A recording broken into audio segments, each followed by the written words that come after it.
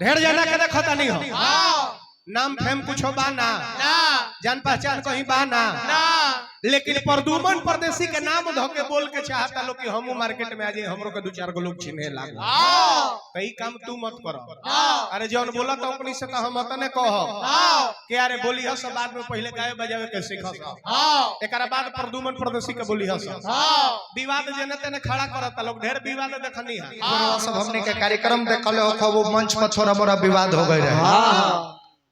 एगो फीमेल गायिका रहली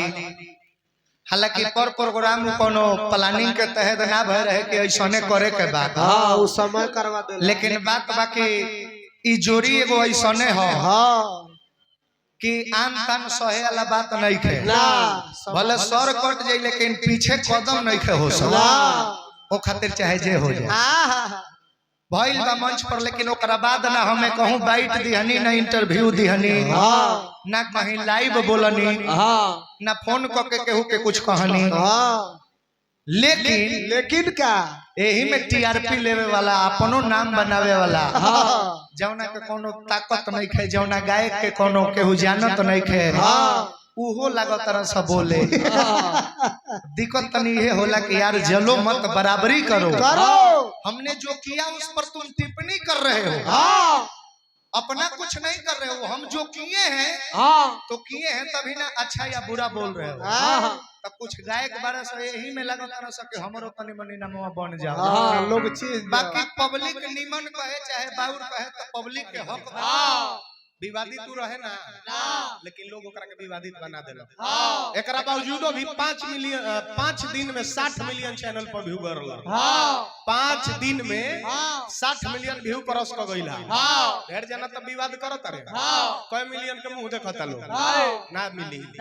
क्वालिटी रही तबे लोग देखल पसंद करेला क्वालिटी है नहीं कहे हेंगा के भकर भकर चक्कर चक्कर करबो तो उ लोग पसंद नानू करी उ पब्लिक के हमरा के लेवल पर कहले बात जहां हम गलत हो खबो जा उंगली उठावे के पब्लिक के भी हक बा लेकिन इहो हम रिक्वेस्ट करब जे हमरा के कुछ बोलता टिप्पणी करता ओह लोग से हम आग्रह करब कि बहुत सारा ऐसन मंच बा जौना पर हम निमन निमन गाना गौले बानी